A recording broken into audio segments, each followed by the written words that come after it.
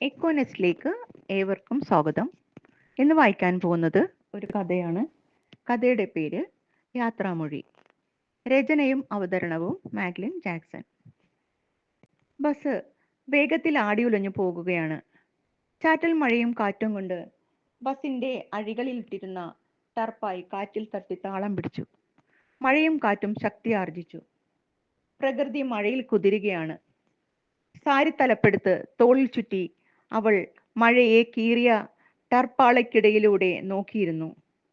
നൂൽമഴത്തുള്ളികൾ താഴെ വീണു ചിതറുന്നതുപോലെയായിരുന്നു തൻ്റെ ജീവിതവും. കടൽ തിരകൾ തീരത്തെ പുണർന്നു തിരിച്ചു പോകും പോലെ അമൃതയുടെ ഓർമ്മകൾ അവളെ പിറകിലേക്ക് നയിക്കുകയായിരുന്നു. ഭൂമിയിലെ ജീവിതത്തിന് ഇനി കൂടുതൽ ദൈർഘ്യമേറെയില്ലെന്നറിയാം. ഏകാന്തത എന്നെ വീർപ്പ് മുട്ടിക്കുകയാണ്. എത്ര തവണ മരിക്കണമെന്ന് ആഗ്രഹിച്ചതാണ്, പക്ഷേ കഴിഞ്ഞില്ല. കടമകൾ ചെയ്തു തീർക്കാൻ ബാക്കിയുണ്ടായിരുന്നു. ജീവിതം എനിക്ക് സമ്മാനിച്ചത് കണ്ണുനീർ മാത്രമാണ്. നിതാന്ത നിദ്രയുടെ കൈവളയത്തിൽ ഒതുങ്ങുവാൻ വെമ്പൽ കൊള്ളുന്ന ഈ വേളയിലും ഓർമ്മകൾ എന്തിനെ കുത്തി മുറിവേൽപ്പിക്കുന്നു. ഏപ്രിൽ 23 അന്നായിരുന്നു ഞങ്ങളുടെ വിവാഹം. അച്ഛനും അമ്മയ്ക്കും 2 മക്കളിൽ മൂത്തവൾ. അച്ഛൻ കൂലിവേല ചെയ്ത് കൊണ്ടുവരുന്നത് കൊണ്ടുവേണം കുടുംബം കഴിയാൻ. മിക്ക ദിവസവും പട്ടിണിയായിരിക്കും.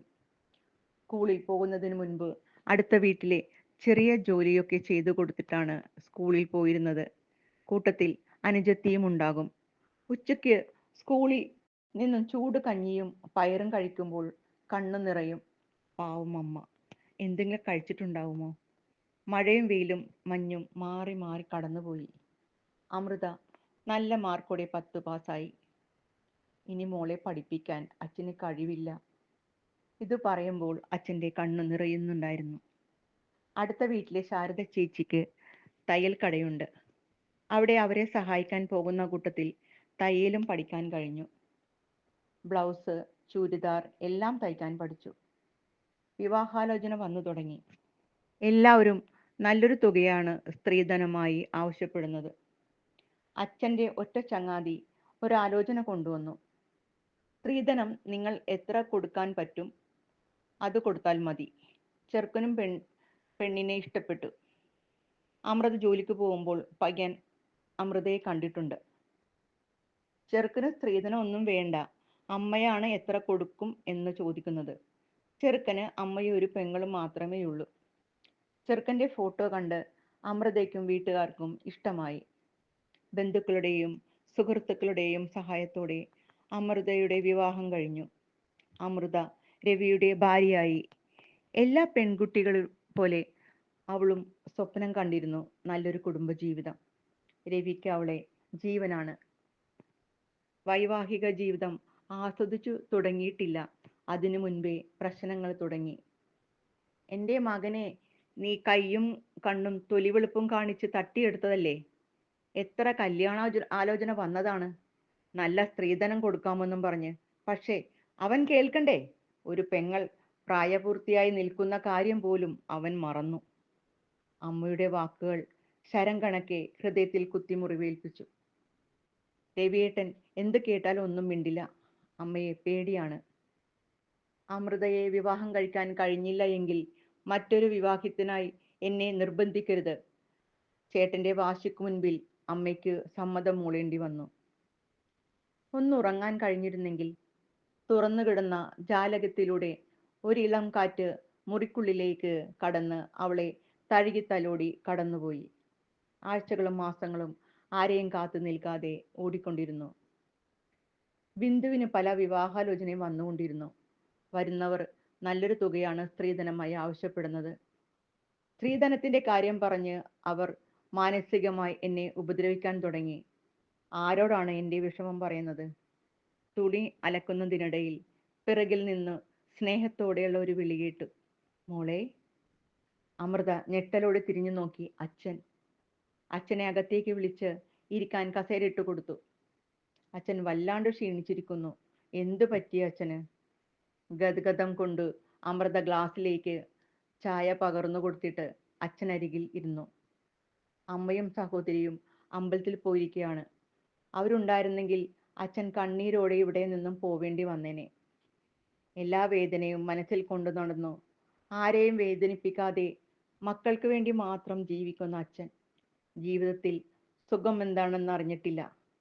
ചായക്കപ്പ് തിരികെ തരുമ്പോൾ അച്ഛൻ്റെ കണ്ണിൽ നിന്നും കണ്ണുനീർ തുള്ളി താഴെ വീഴുന്നത് കണ്ടപ്പോൾ അവൾക്ക് കരച്ചിലടക്കാൻ കഴിഞ്ഞില്ല. സ്ത്രീധനത്തിന്റെ കാര്യം പറഞ്ഞ് നിന്നെ അവർ വേദനിപ്പിക്കാറുണ്ടല്ലേ? അച്ഛൻ ഒരു തമിഴനോട് കുറച്ച് പണം കടം ചോദിച്ചിട്ടുണ്ട്. കിട്ടിയാൽ ഉടനെ ഞാൻ സ്ത്രീധനത്തിന്റെ ബാക്കി കൊടുക്കാനുള്ളത് കൊടുത്തു കഴിഞ്ഞാൽ പിന്നെ എൻ്റെ മോളെ അവർ വേദനിപ്പിക്കില്ല. അച്ഛൻ്റെ വാക്കുകൾ കേട്ട് അമൃതയുടെ കണ്ണു നിറഞ്ഞു. എൻ്റെ മോള് വേദനിക്കാൻ പാടില്ല. മക്കളുടെ കണ്ണ് നിറയുന്നത് കാണാൻ ഒരച്ഛനും കഴിയില്ല. പോയിട്ട് വരാം മോളെ. അച്ഛൻ യാത്ര പറഞ്ഞു പോകുന്നത് നോക്കി അവൾ ഉമ്മറപ്പടിയിൽ നിന്നു നെടുവീർപ്പിട്ടു.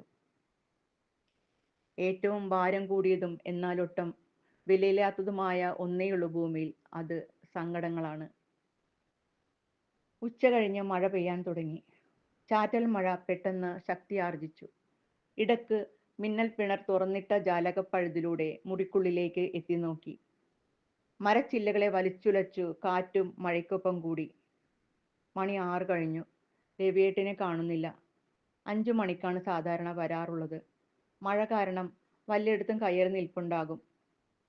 എന്താടി അവനെ ഇത്രയും സമയമായിട്ടും കാണാത്തത്? മണി 8 കഴിഞ്ഞു. അവൻ കൂട്ടുകാരെ കാണാൻ പോകുന്നു എന്ന് വല്ലതും നിന്നോട് പറഞ്ഞായിരുന്നോ? ഇല്ല. എന്ന് പറഞ്ഞ് അമ്മയും മകളും മുറിയിൽ കയറി വാതിലടച്ചു. അമൃത രവി വരുന്നതും നോക്കി ഉമ്മറപ്പടിയിലിരുന്നു. മഴ ഒന്ന് ശമിച്ചിട്ടുണ്ട്. മരച്ചില്ലകളിൽ ഇളം കാറ്റു തട്ടി പൊഴിഞ്ഞു വീഴുന്ന ജലകണങ്ങൾ പ്രകൃതിയുടെ ശാന്ത നിശബ്ദതയ്ക്ക് ഇടയ്ക്കിടെ അർദ്ധവിരാമം ഇട്ടുകൊണ്ടിരുന്നു. രവിയേട്ടന്റെ അമ്മയും പെങ്ങളും നല്ല ഉറക്കത്തിലാണ്. നിർത്താതെയുള്ള ഫോൺ ബെല്ലടി കേട്ട് അമൃത ഞെട്ടി ഉണർന്നു. ആരായിരിക്കും ഈ രാത്രിയിൽ? അവൾ റിസീവറുടെ അടുത്ത് ചെവിയിൽ വെച്ചു. ഹലോ. അങ്ങേ തലക്കൽ അപരിചിത ശബ്ദം. രവിക്ക് ഒരു ആക്സിഡന്റ് പറ്റി, നില ഗുരുതരമാണ്. കൂടുതലൊന്നും കേൾക്കാൻ വയ്യാതെ അമൃത താഴേക്ക് വീണു. കണ്ണു തുറന്നപ്പോൾ കണ്ട കാഴ്ച വെള്ളത്തുണിയിൽ പൊതിഞ്ഞ രവിയേട്ടന്റെ നിശ്ചലമായ ശരീരം. വീട്ടിലേക്ക് വരുന്ന വഴി ഏതോ വണ്ടി തട്ടിയിട്ട് കടന്നുപോയി എന്നാണ് അറിയാൻ കഴിഞ്ഞത്. അമൃതയ്ക്കൊന്ന് പൊട്ടിക്കരഞ്ഞൂടെ? ആരൊക്കെയോ പിന്നിൽ നിന്നും പുലമ്പുന്നുണ്ടായിരുന്നു. 16 അടിയന്തരം കഴിഞ്ഞു. ബന്ധുക്കൾ എല്ലാവരും പിരിഞ്ഞുപോയി. അച്ഛനും അമ്മയ്ക്കും എന്തു പറഞ്ഞാണ് മകളെ ആശ്വസിപ്പിക്കട്ടെ എന്നൊന്നും അറിയില്ല. അവർ വിങ്ങുകയായിരുന്നു. അമ്മേ, ഇനി ഇവൾ എന്തിനാ ഇവിടെ താമസിക്കുന്നത്? പൊക്കൊള്ളാൻ പറ. അശ്രീകരം. വന്നു കയറി എൻ്റെ ഏട്ടനെയും കൊന്നു. 16 അടിയന്തരം കഴിയട്ടെ എന്ന് കരുതി ഞാൻ മിണ്ടാതിരിക്കുകയായിരുന്നു. എന്നും കുത്തുവാക്കുകൾ കൊണ്ട് മനസ്സിനെ വ്രണപ്പെടുത്തി. സഹികെട്ട് അവിടെ നിന്നും ഇറങ്ങി സ്വന്തം വീട്ടിലേക്ക് പോയി. പോകാൻ വേറെ ഇടമില്ല, അവൾ ഓർത്തു. പെട്ടെന്നുള്ള അച്ഛൻ്റെ മരണം അമ്മയെ കിടപ്പിലാക്കി. മോളെ, അമ്മയുടെ കാലം കഴിയാറായി. ഞാനും കൂടി പോയി കഴിഞ്ഞാൽ എൻ്റെ മകൾ തനിച്ചായി പോകും. എൻ്റെ മോളെ ആരെങ്കിലും വന്ന് വിവാഹം കഴിച്ചിരുന്നെങ്കിൽ. അമ്മ നെടുവീർപ്പിട്ടു. എന്താ അമ്മേ ഇങ്ങനെയൊക്കെ സംസാരിക്കുന്നത്? എൻ്റെ കുട്ടി തനിച്ചാവരുതെന്ന് കരുതിയ. അമ്മയുടെ വാക്കുകളിൽ വേദനയുടെ ചുരുൾ അഴിയുന്നത് അവൾ അറിഞ്ഞു. ഒരു ജോലി എനിക്ക് അത്യാവശ്യമാണ്. സഹോദരിയുടെ വിവാഹത്തിനായി ലോൺ എടുത്ത തുക അടയ്ക്കണം. വിൽക്കാനായി ഇനി വീട് മാത്രമേ ഉള്ളൂ. കുളി കഴിഞ്ഞ് സാരി ഉടുത്ത് കണ്ണാടിയിൽ നോക്കി. ഇടയ്ക്ക് അങ്ങിങ്ങായി വെള്ള മുടികൾ പ്രത്യക്ഷപ്പെട്ടിരിക്കുന്നു. കാലത്തിനൊപ്പം പ്രായം കടന്നുപോയത് അറിഞ്ഞില്ല. അമ്മയ്ക്ക് കഞ്ഞിയെടുത്ത് മേശപ്പുറത്ത് വെച്ചു. അടുത്ത വീട്ടിലെ ചേച്ചിയോട് ഇടക്ക് വന്ന് അമ്മയെ നോക്കാൻ പറഞ്ഞു. വഴിയിൽ പരിചയമുള്ള പല മുഖങ്ങളും കണ്ടു. എല്ലാവരെയും നോക്കി ഒന്ന് പുഞ്ചിരിച്ചു. ബസ് ഗ്രാമത്തിന്റെ പ്രശാന്തതയിലൂടെ ഓടിക്കൊണ്ടിരുന്നു. മഴ ഒന്ന് ശമിച്ചിട്ടുണ്ട്. മഴ പെയ്ത് മാറിയതിന്റെ തണുപ്പ് കാറ്റ് ഒളിപ്പിച്ചു വച്ചിരുന്നു. ഇളം കാറ്റ് മുടിയിഴകളിൽ തഴുകി തലോടി കടന്നുപോയി. എപ്പോഴോ ഒന്ന് മയങ്ങിപ്പോയി. ഒച്ചയും ആരവവും കേട്ട് ഞെട്ടിയുണർന്നു. അപ്പോഴേക്കും എല്ലാം സംഭവിച്ചു കഴിഞ്ഞിരുന്നു. ബസ് എതിരെ വന്ന ഒരു ലോറിയുമായി കൂട്ടിയിടിച്ചു കൊക്കയിലേക്ക് മറിഞ്ഞു. ചിന്നിച്ചിതറിക്കിടക്കുന്ന മൃതദേഹങ്ങൾക്കിടയിൽ അമൃതയുടെ ചിതറിയ ശരീരവും ഉണ്ടായിരുന്നു. അവൾ ആഗ്രഹിച്ചതുപോലെ രവിയേട്ടന്റെ അടുത്തേക്ക് അവളും യാത്രയായി.